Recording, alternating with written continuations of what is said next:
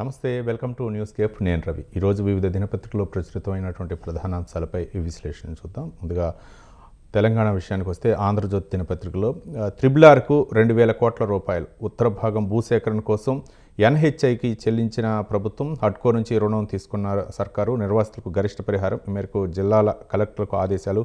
త్వరలో తేలనున్న పరిహారం లెక్కలు. ఏప్రిల్ మేలో రోడ్డు పనులు ప్రారంభం. కలెక్టర్లు మారండి, కొందరు క్షేత్రస్థాయికి వెళ్లటం లేదు, ఆఫీసులోనే కూర్చొని పనిచేయాలనుకుంటున్నారు అంటూ కలెక్టర్ల సదస్సులో సీఎం రేవంత్ రెడ్డి వ్యాఖ్యానించినటువంటి వ్యాఖ్యల్ని బ్యాన్ రైటింగ్గా ప్రచురించింది. ఇష్టం లేకుంటే చెప్పండి, వేరే చోటకు పోస్టింగ్ ఇస్తాం, నిర్లక్ష్యంగా వ్యవహరిస్తే కఠిన చర్యలు తప్పు అంటూ రేవంత్ రెడ్డి కలెక్టర్ల సదస్సులో కొంచెం కీలకమైనటువంటి వ్యాఖ్యలు చేశారు. మహా అప్పు కావాలి, హైదరాబాద్కు ఏడాదిన్నరలో 20,000 కోట్ల రూపాయల అవసరం, 4 నెలల్లో కనీసం 5,000 కోట్లు. రుణ మార్కెట్ ద్వారా నిధుల సేకరణకు హెచ్ఎండిఏ కసరత్తు, సలహాదారు లేదా బ్యాంక్ మర్చెంట్ నియామకానికి టెండర్ల ఆహ్వానం, ప్రభుత్వ గ్యారంటీ ఉన్నా లేకున్నా రుణాలు ఇప్పించాలని స్పష్టీకరణ అంటూ ఒక ప్రధానమైనటువంటి అంశాన్ని మనం ఆంధ్రజ్యోతి దినపత్రికలో చూడవచ్చు.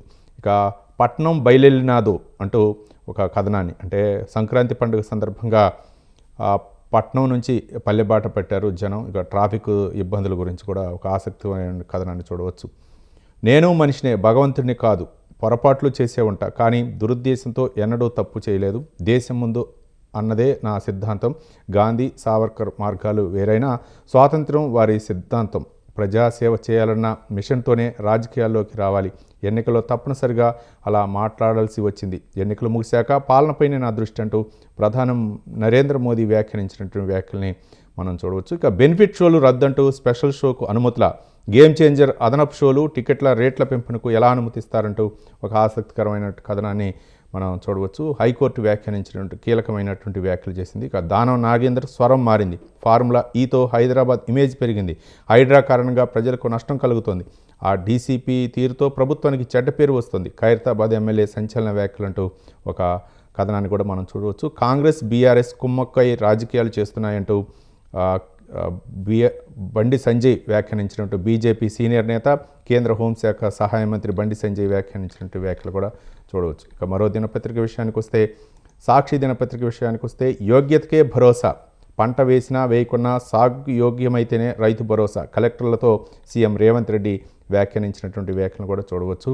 ఇక ప్రత్యేక షోలు వద్దు, రాష్ట్ర ప్రభుత్వానికి హైకోర్టు ఆదేశం, మరో కథనాన్ని కూడా మనం చూడవచ్చు. ఒకే రోజు వేరువేరు రోడ్డు ప్రమాదాల్లో 17 మంది మృతి అంటూ పండుగ ముందు పెను విషాదం నింపింది. బతుకు తెరువుకు వెళ్తూ 5 కూలీలు మృతి, పుట్టినరోజు నాడే ఓ యువకుడు దుర్మరణం, భార్య కళ్ళెదుటే విగతజీవిగా మారిన భర్త అంటూ నిన్న జరిగినటువంటి రోడ్డు ప్రమాదాల గురించి ఒక అంశాన్ని కూడా మనం చూడవచ్చు. ఇక మరో దినపత్రిక నమస్తే తెలంగాణ విషయానికి వస్తే, యాసంగిలో సాగు సంకటం, సాగునీటికి తండ్రాట, ఊరూరా పోరుబాట, మేజర్ ప్రాజెక్టులు అరాకొరగానే నీటి నిల్వలు అంటూ నీటి ఎద్దడి గురించి ఒక ఆసక్తికరమైన కథనాన్ని చూడవచ్చు.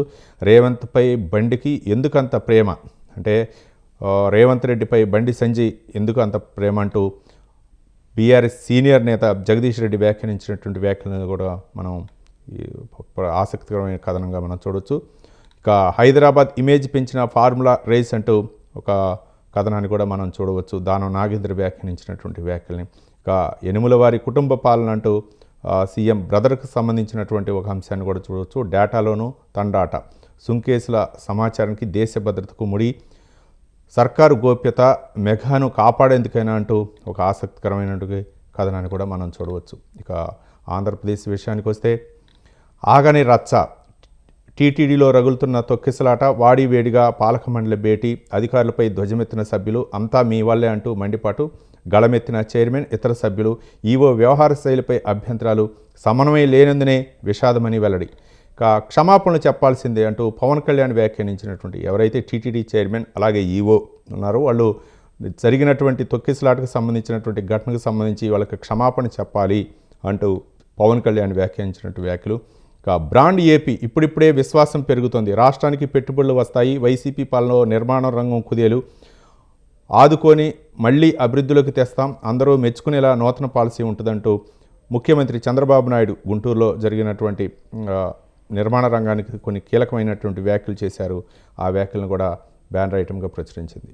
ఇక డబ్బులు ఇచ్చి చంద్రబాబును తిట్టించారు. జగన్ మనిషి ఆసుపత్రిలో 18 మందికి డబ్బులు పెట్టిన తెల్ల కవర్లు పంచారు. ఈ దృశ్యాలు సీసీ కెమెరాలో ఏమిటో మంత్రి ఆనం రామనారాయణ రెడ్డి వ్యాఖ్యానించినటువంటి వ్యాఖ్యలు కూడా చూడవచ్చు. ఇక విద్యుత్ భారం ఉండదు, 14,683 కోట్ల లోటును ప్రభుత్వమే సబ్సిడీగా భరుస్తుందంటూ ఒక కీలకమైనటువంటి అంశాన్ని కూడా చూడవచ్చు. ఆ భూసేకరణను తేల్చండి, ఏ సమాచారము దాచడానికి లేదు, విజిలెన్స్ విచారణకు ప్రభుత్వం ఆదేశాలు అంటూ ఒక కథనాన్ని కూడా మనం చూడవచ్చు. ఇక మరో దినపత్రిక విషయానికి వస్తే, సాక్షి దినపత్రిక విషయానికి వస్తే, భక్తులు పోతేనే మనోళ్ళు భద్రమే కదా, టీటీడీ చైర్మన్ బీఆర్ నాయుడు అదనపు ఈవో వెంకయ్య చౌదరికి చంద్రబాబు అంటూ ఒక కథనాన్ని సాక్షిలో చూడవచ్చు. పవన్ టీటీడీ చైర్మన్, తిరుపతి తొక్కిసలాట ఘటనపై పవన్కు టీటీడీ చైర్మన్ కౌంటర్ ఇచ్చారంటూ ఒక కథనాన్ని కూడా మనం చూడవచ్చు.